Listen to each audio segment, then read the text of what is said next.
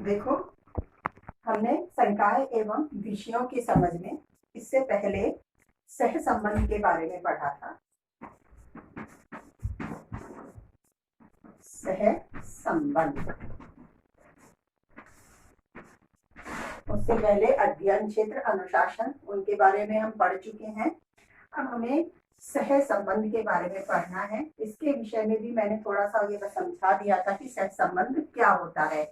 एक तरह से कि जैसे दूसरे जो विषय हैं, यानी कोरिलेशन, दो या दो से अधिक वस्तुएं हैं या विषय हैं, उनमें कोई ना कोई संबंध बताया जाना सह संबंध कहलाता है। तो हम तो जो अध्ययन क्षेत्र पढ़ रहे हैं,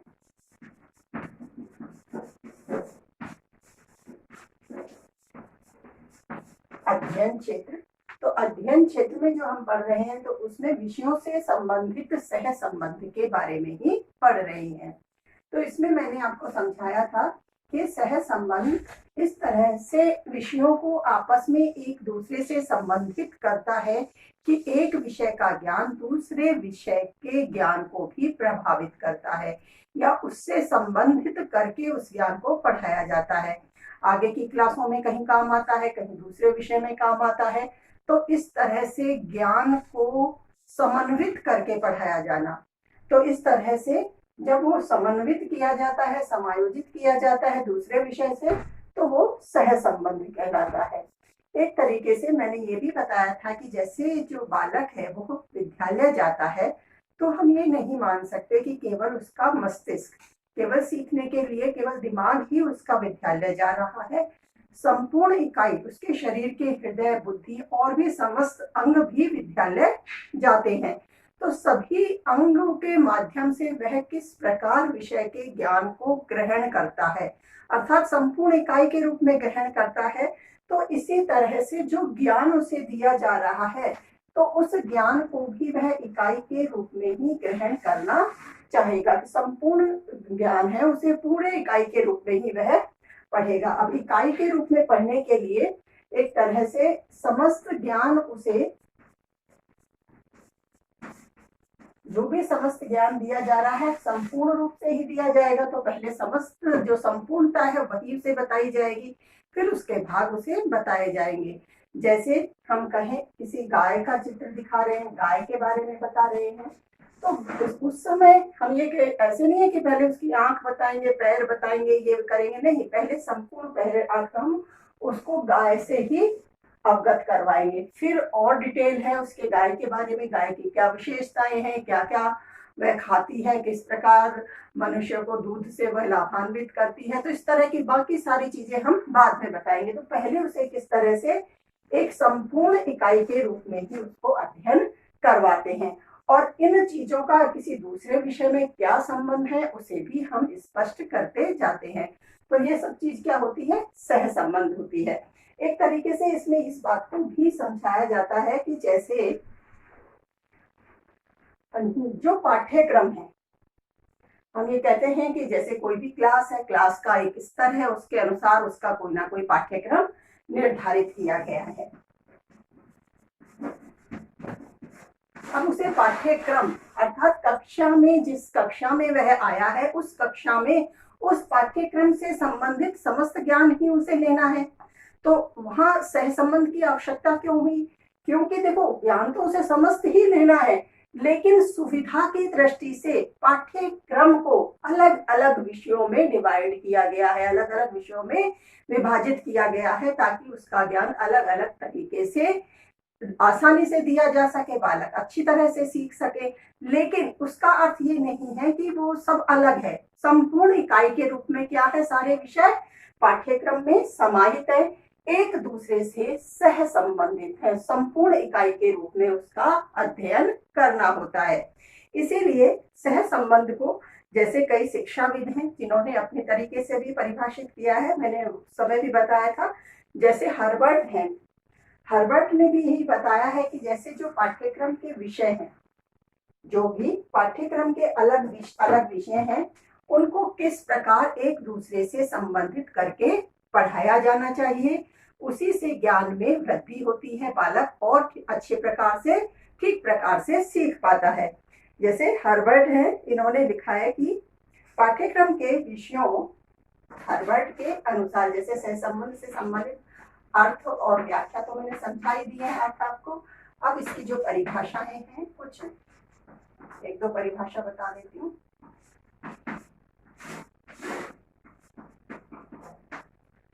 हार्वर्ड के अनुसार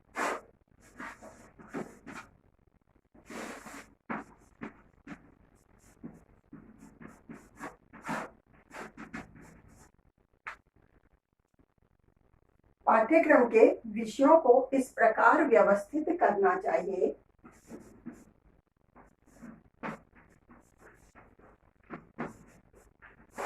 कि विषयों को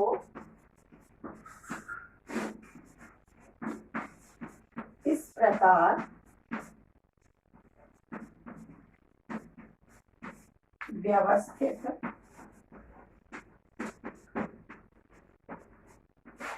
करना चाहिए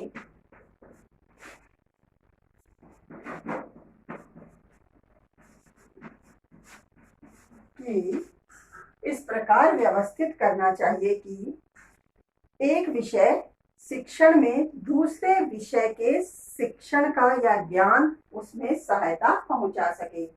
एक विषय के शिक्षण का ज्ञान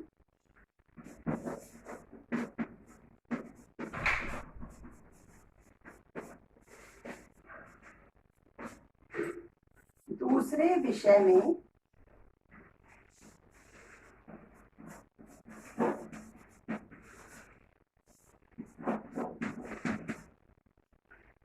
विषय में ज्ञान प्राप्ति में सहायक हो सके।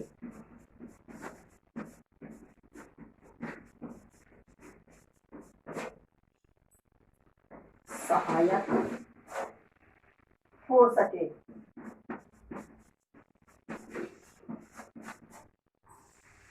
इसी तरह से और भी शिक्षाविद हैं, जैसे रेमंड हैं, जिन्होंने भी अपनी परिभाषा के माध्यम से सहसंबंध को स्पष्ट करना चाहा है।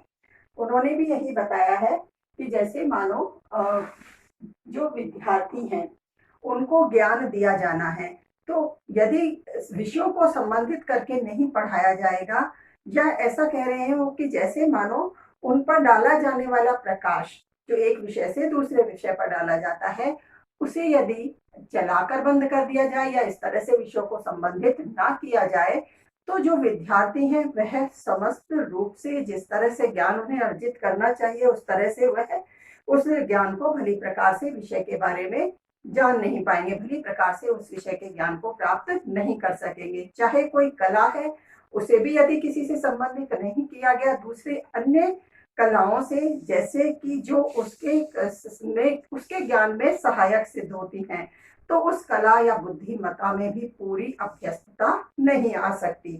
इसी तरह से रेमंड ने कहा है कि कोई भी विषय, रेमंड के अनुसार लिख देंगे,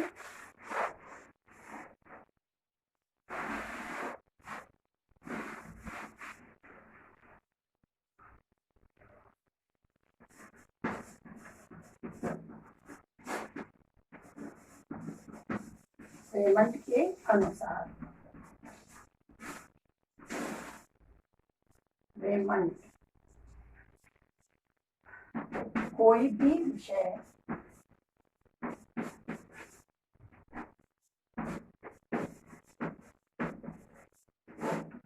भली प्रकार नहीं समझा जा सकता,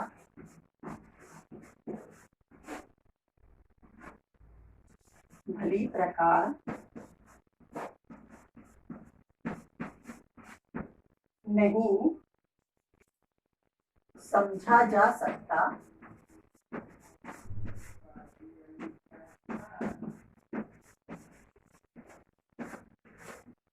या कोई भी कला या बुद्धिमत्ता पूर्णतया से अभ्यस्त नहीं की जा सकती है, कोई भी कला या बुद्धिमत्ता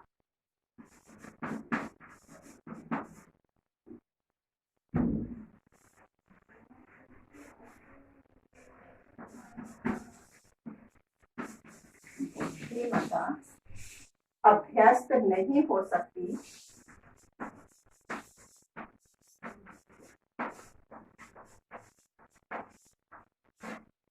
नहीं हो सकती जब तक एक विषय का ज्ञान दूसरे विषय पर प्रकाश डालता ना रहे। या एक तरह से ऐसे कह सकते हैं कि जैसे यदि वह प्रकाश जो अन्य विषय एक दूसरे पर फेंकते हैं उसे जानबूझकर बंद कर दिया जाए। अभ्यास तो नहीं हो सकती, ऐसे लिख देंगे, यदि वह प्रकाश जो एक विषय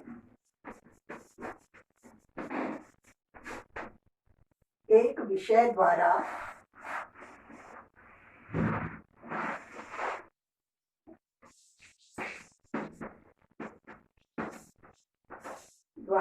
अन्य विषयों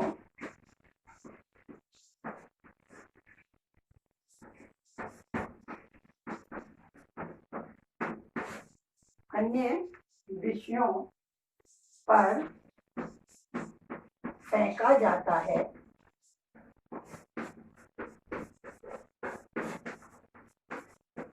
उसे जानबूझकर बंद कर दिया जाए। उसे जानबूझकर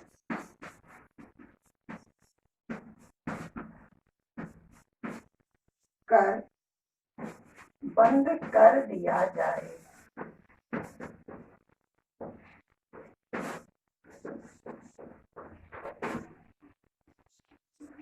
इस तरह से रेमंड महोदय ने भी यही स्पष्ट किया है कि जो विषय है, एक विषय का ज्ञान है दूसरे विषय से व्यवस्थित करके ही पढ़ाया जाना चाहिए। इससे जो पुनर्बलन है या प्रोत्साहन की प्रक्रिया है वो भी बढ़ती है, क्योंकि एक विषय से ज्ञान दूसरे विषय में भी सहायक हो रहा है तो विद्यार्थी और सरलता से और प्रोत्साहित होकर उस ज्ञान को ग्रहण कर सकेंगे और अधिक रुचि उनकी उसमें विकसित होगी। अब एक तरह से आगे देखते हैं सह संबंध के जो और प्रकार हैं उन्हें भी बता देंगे। तो परिभाषाएं हो गई। अब सह संबंध के प्रकार कि कितने प्रकार से जैसे जो विषय है उनको संबंधित किया जा सकता है।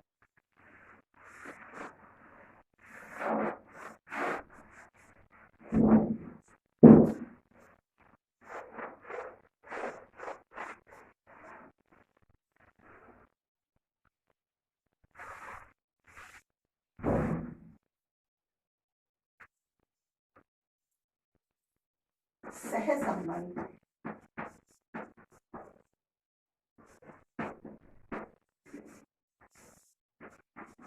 के प्रकार।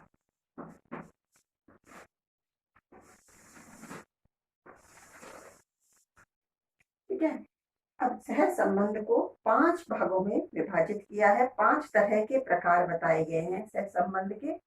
सबसे पहला है शीर्षस्थ समन्वय। पहला है शीर्षस्थ समन्वय या सह संबंध, समन्वित किया जाना दूसरे विषयों से, सह संबंध।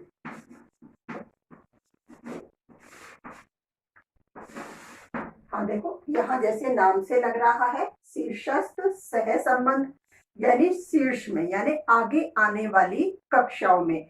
जैसे जिस क्लास में जिस कक्षा में विद्यार्थी पढ़ रहा है उसमें जो ज्ञान उसे दिया जा रहा है वह ज्ञान मानो उससे आगे आने वाली जो बड़ी कक्षाएं हैं, जो बड़ी कक्षाएं हैं उनमें वह ज्ञान उपयोगी सिद्ध हो रहा है या किसी ना किसी प्रकार से सहायता प्रदान कर रहा है। जिस विषय वस्तु जिस विषय सामग्री का अध्ययन वो पूर्व कक्षाओं में कर रहा है वो किस प्रकार से आने वाली बड़ी कक्षाओं में की विषय वस्तु से सह संबंधित होती है, किस प्रकार उनका संबंध स्थापित किया गया है, किस तरह से वह सामग्री उन्हें आने वाली कक्षाओं में पढ़ाई करने में, ज्ञान प्राप्ति करने में सहायक सिद्ध होंगी। तो इस तरह के संबंध को स्थापित किया जाना, तो वो किसमें आ जाएगा, शीर्षस्थ सह संबंध। अब दूसरा है अनुप्रस्थीय सह संबंध या समन्वय।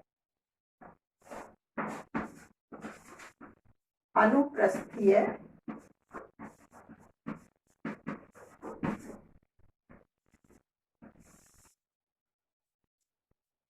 सह संबंध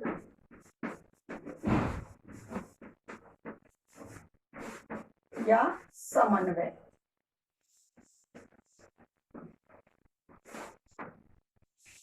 देखो, अब अनुप्रस्थीय है यानी क्षैतिज एक तरह से बराबर वाली कक्षाओं में, जिन कक्षाओं में वो अध्ययन कर रहे हैं, जो कक्षाएं जिस कक्षा में वो उस समय है, तो उसी कक्षा के अन्य विषय है, अन्य विषय वस्तु है जो उस कक्षा में और भी विषय पढ़ाई जा रही है, उनसे जो सह संबंध स्थापित किया जा रहा है, उनकी विषय वस्तु से किस प्रकार से संबंध स्थापित किया गया है, वह अनुप्रस्थीय सह संबंध या समन्वय में आता है। कि जैसे एक विषय सामाजिक पढ़ाई जा रही है, तो कहीं उसमें कोई विषय है, कोई पाठ्य वस्तु है, पाठ्य सामग्री है जो पढ़ाई जा रही है, वो कहीं इतिहास से या भूगोल से जाकर संबंधित हो रही है।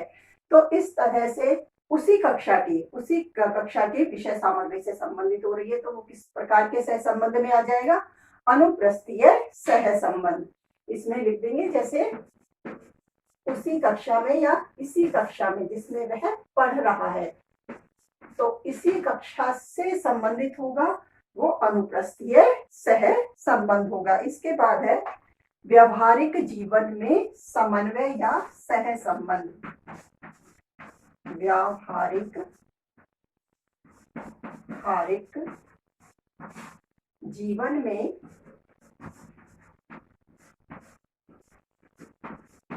सह संबंध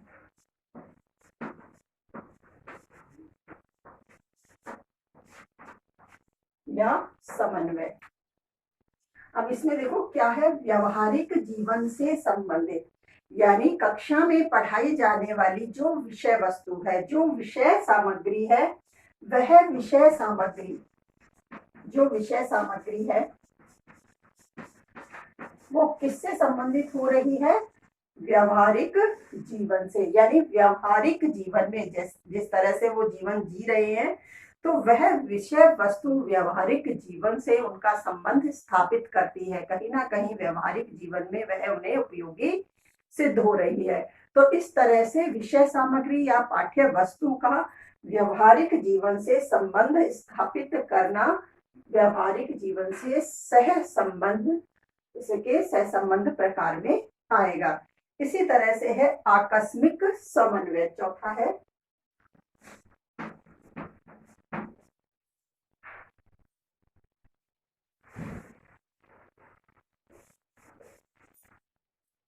आकस्मिक समन्वय।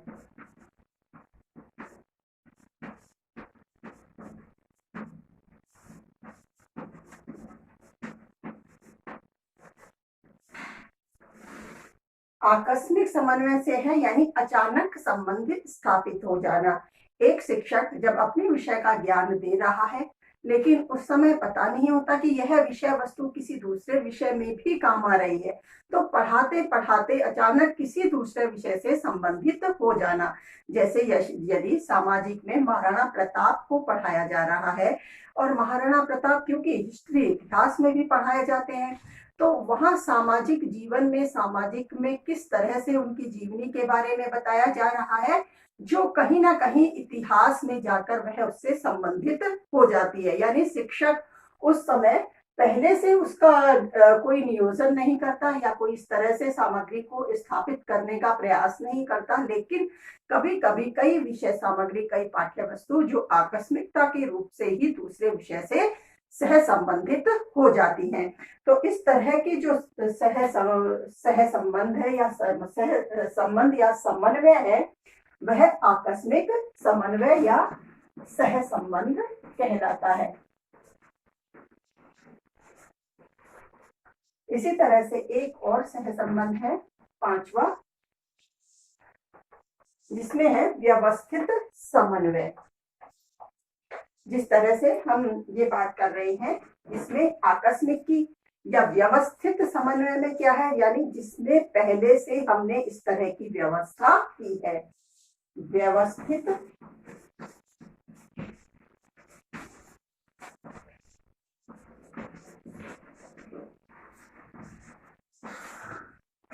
समन्वय या सह संबंध।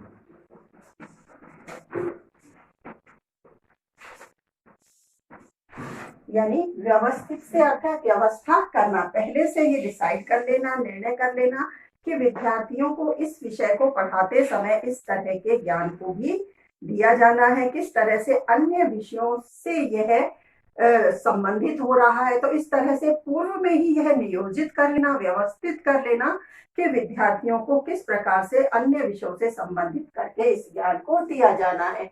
जैसे राष्ट्रीय ध्वज, राष्ट्रीय प्रतीक पढ़ा रहे हैं, ध्वज है और भी कई राष्ट्रीय प्रतीक हैं, उन्हें मानव सामाजिक विषय में पढ़ा रहे हैं।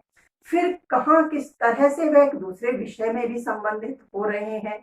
तो इस तरह से पहले से नियोजन कर लेना, पूर्व में ही निर्धारित कर लेना कि ये जो विषय या जो ये प्रतीक पढ़ाए जा रहे हैं वो इतिहास में कहाँ किस तरह से काम आएंगे, कहाँ किस तरह से वहां भी इन्हें पढ़ा जाना है, किस तरह से उनके लागू होने की तिथि, कब उन्हें राष्ट्रीय प्रतीक घोषित किया गया है। तो इस तरह की सारी जो जानकारी है वो इतिहास में भी काम आएगी।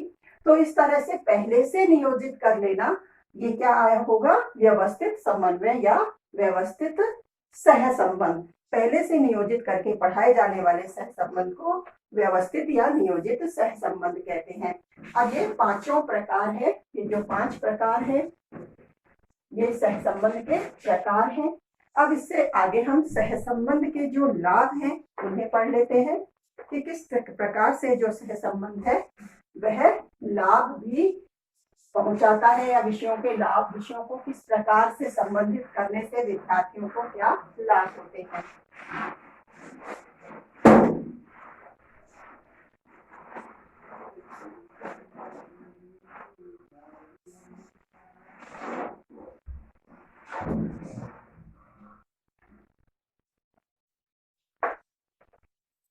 सह संबंध के लाभ।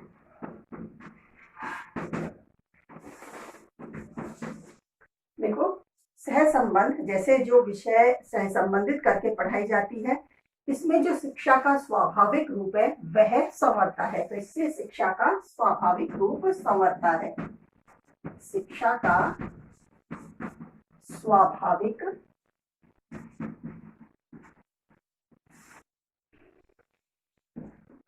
रूप संवरता है।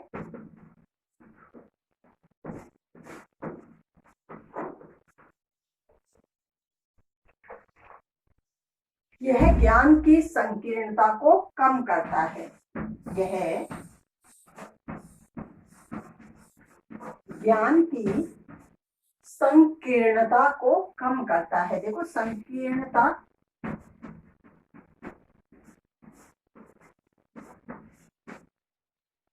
को कम करता है।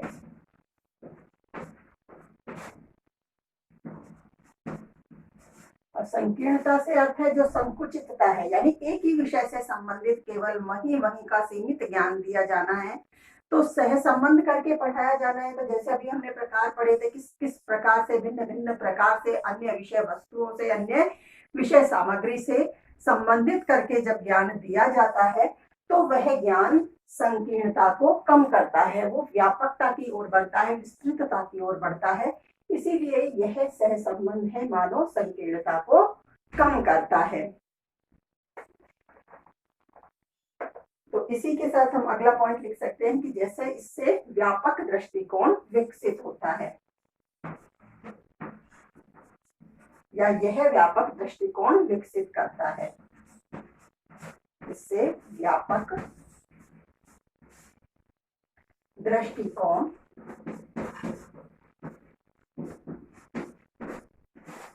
विकसित होता है।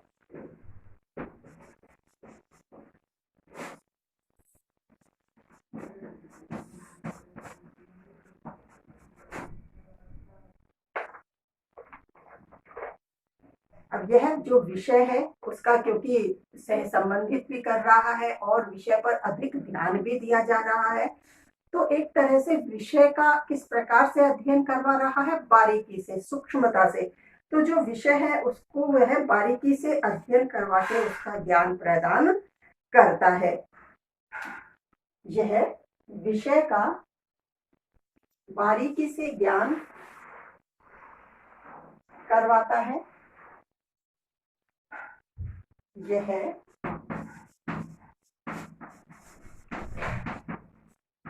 विषय को बारीकी से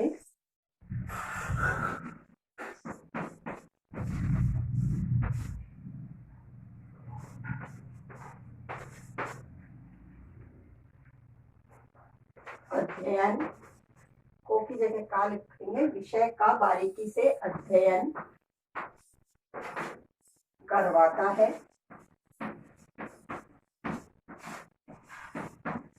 या ज्ञान प्रदान करता है।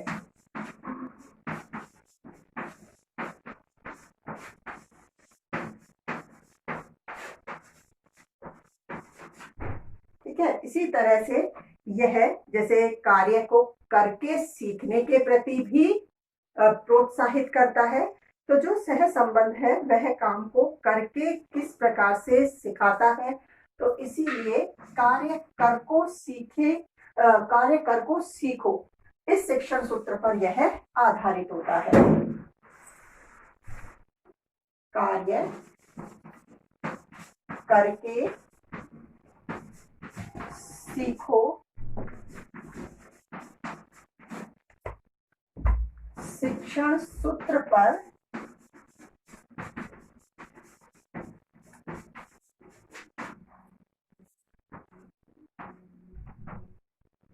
आधारित